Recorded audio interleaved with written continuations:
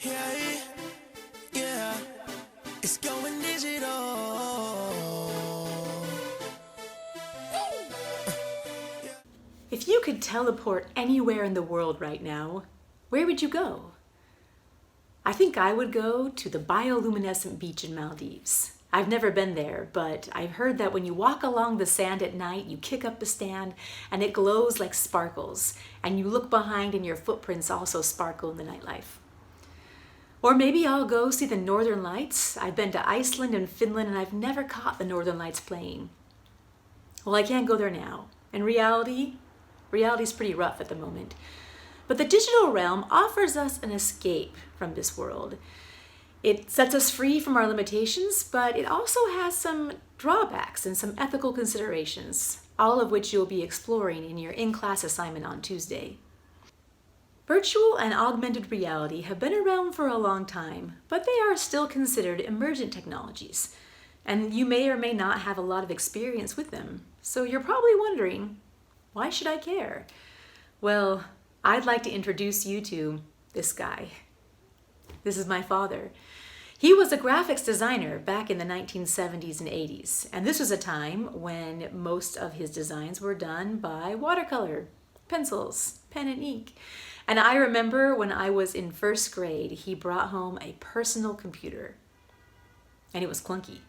And the designs he could do on a computer were nowhere near as good as what he could do with his drawing tools. But he told us that this was the way of the future, and that people who did not learn how to use this computer to make designs would be left behind from his industry. Well, the hindsight tells us that he is right.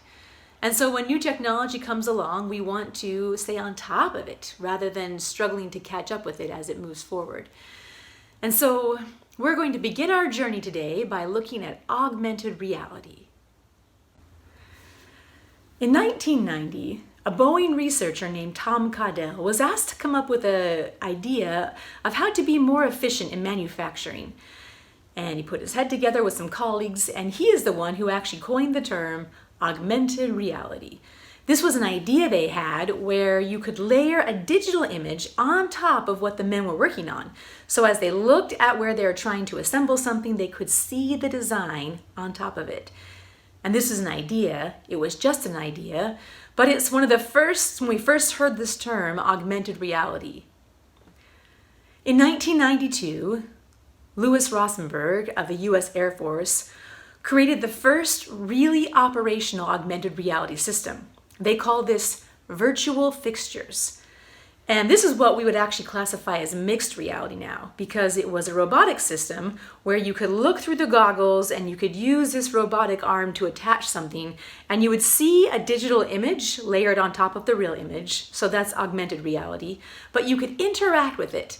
And so we'll be looking at later how this is actually mixed reality when you can interact physically somehow with the digital item that you see. For all my sports fans out there, augmented reality became very important to you in the 1990s. In 1998, Sports Vision used the first and 10-line computer system to show the virtual yellow first down marker during a live NFL game. And now augmented reality is used all the time with sports to help referees make good calls and to help people to understand the plays that are taking place. In 2007, Apple launched a product that would change many industries, the iPhone. Of course, there were smartphones before this, but the iPhone really caught our attention. Eventually, the iPhone makes it possible for us to all be consumers of augmented reality, but more on that later. So we have the iPhone, and then in 2012, the product comes along, the next big augmented reality product that is mass-produced for everyone, Google Glasses. Yes, they were supposed to replace the iPhone, make iPhones obsolete. They were supposed to allow you to send text messages, to look up items on the web, to take pictures. And they were the next big technological thing, and they were a bust. The product did not take off, people didn't buy them. Why? Some might say, well, they were too expensive. Okay, they were kind of expensive. So is your iPhone 11. And people shell out tons of money for those. I don't think it was the price. You might say perhaps it's because of the design quality. they were kind of clunky and they weren't that fashionable. They weren't very stylish. So perhaps they were just too ugly for people to be interested. And some people felt uncomfortable around them with the idea that somebody could be taking pictures or recording you just by looking at you. That bothered a lot of people. But regardless, the Google Glasses became a major technological fail. People didn't take them. Perhaps they were just a little ahead of their time. And many people thought augmented reality was gone. It was not going to be useful to us, since that was the main useful thing that Google Glasses brought to their technology. However, augmented reality was ready to make a comeback with a game. In 2016, an AR game came out that had 1.3 million downloads in the first week. Yes, I am talking about Pokemon Go. Gotta catch 'em all. By 2018, this game had 800 million downloads. And you might feel like, oh, this game is dead. No one plays it anymore. But by 2019, they had 1 billion downloads. The game allows the company to make money because people purchase digital or virtual currency within the app to use in the game. And so with the rise of Pokemon Go, investors realized AR is back and they started investing in these products again. Well, how does this affect us in our daily lives? Many makeup companies are using AR on Instagram and their apps to allow customers to try on cosmetics before they purchase them. Some fashion companies are experimenting with allowing you to try on clothes with augmented reality. They will layer the clothes on top of an image of you, or you can stand in front of an AR mirror and see the clothing reflected on you. There's AR fitness companies where you can work out and see your instructor as if they were there in the room with you. FIT, where I also teach, has AR manuals for all of their technology. If you're struggling to know how to do something, you take your phone and you scan a QR code on, say, the desktop computer, and a manual will pop up in real life and you'll be able to go through it. The National Theatre Company of London puts AR subtitles into some glasses for members of the audience that are hard of hearing. And so now they can watch the play in real life and actually see the text as they go along.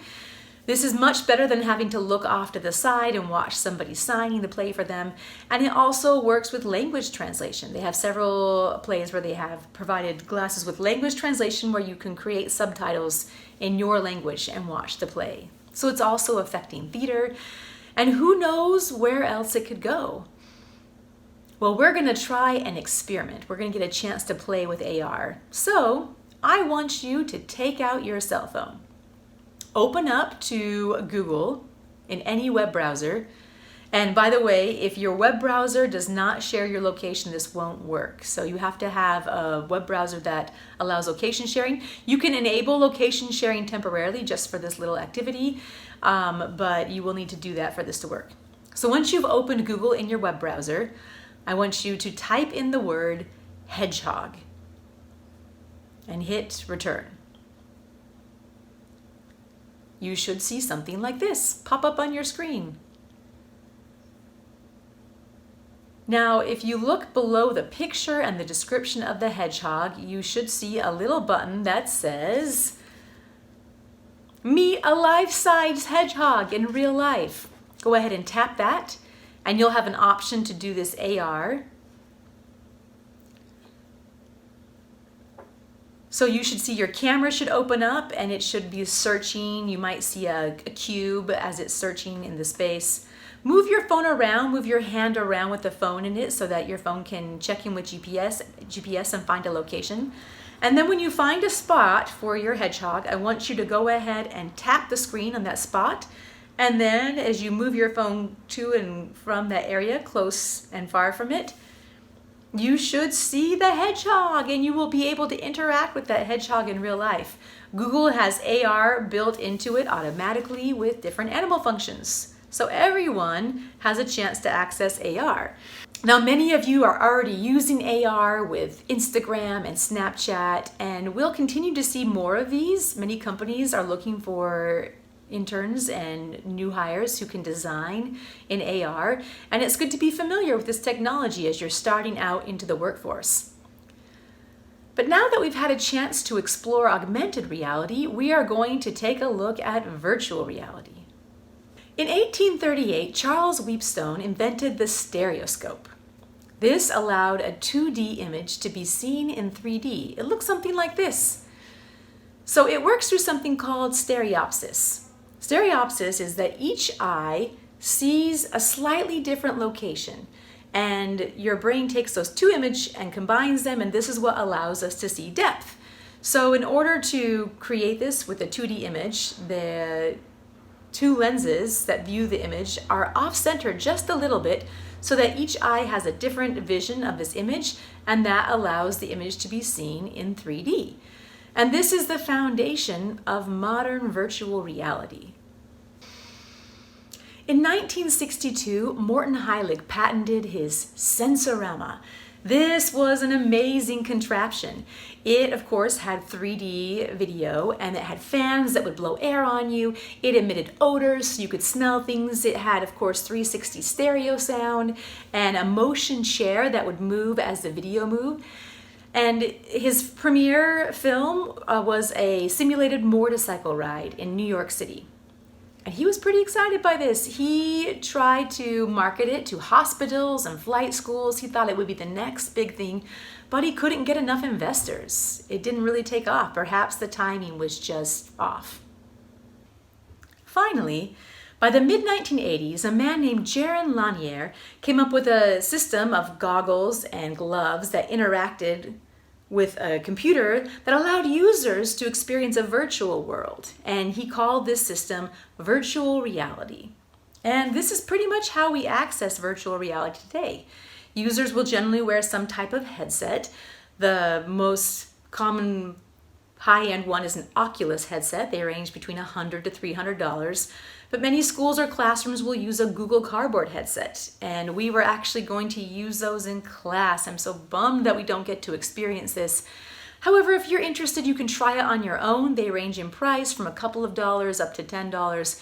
And you can watch any 360 YouTube video in an entire virtual world with one of these headsets. They also have haptic suits now. A haptic suit allows you to experience touch in a virtual setting. So if you were having a fight with someone in a video game, you would actually feel their punches on your body with one of these suits. And they're primarily used for gaming, but they are looking for more ways to be able to incorporate haptic suits into virtual experiences. And so although we can't try it in class, I hope that you will get a chance to play with some 360 videos. If you go onto YouTube, you can find some interesting ones. And I hope one day you will get a chance to experience virtual reality on your own. But this week, you'll at least be reading about how augmented reality is used in the fashion world and be looking at the difference between augmented reality, layering an image, a digital image, in the physical space, virtual reality, where you are put into a virtual world and you can see it all around you, and mixed reality, when you can interact with that world, when you can actually touch things and move things in the virtual world and they respond because they correspond to objects in the physical world. So that's all for this week. I hope everyone has a great week, and I will see you again online. Yeah, yeah, it's going digital.